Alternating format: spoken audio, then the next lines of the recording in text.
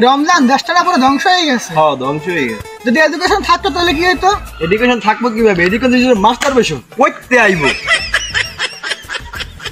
যদি এডুকেশন থাকতো দেশটা অনেক উন্নত হইতো। হ্যাঁ মানে যদি এডুকেশন থাকতো, যদি শিক্ষা থাকতো, দেশটা এত ঝামেলা করতো না। কিছু খাইতে গেলে ভেজাল ভেজাল ভেজাল ভেজাল। দেখ সেদিন গেছি সিঙ্গারা খাইতে, সিঙ্গারার ভিতর যাই থেকে আলুর ভিতর থাকবো সিঙ্গারা। হ্যাঁ তা অবশ্য ঠিক হয়েছে।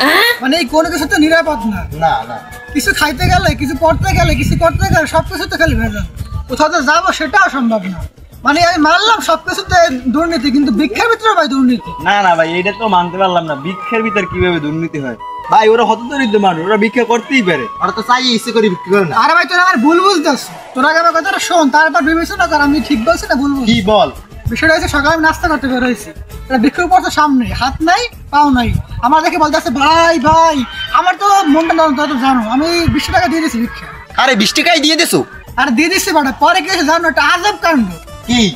আরে টাকা পয়সা দেওয়ার পরে ও রোবটের মতো এমনি এমনি করে সোজাই মারছে দৌড়। মানে পাওয়ার তো সব বাইক করে দিয়েছে? হবার একদম পুরা সুস্থ মানুষের মতো দৌড় দিচ্ছে। কি করে? হায় রে বেটা, কি কও ভাই আলু রাস্তা কিছু দেন। আরে এই বাজার চোদ। আসসালামু আলাইকুম।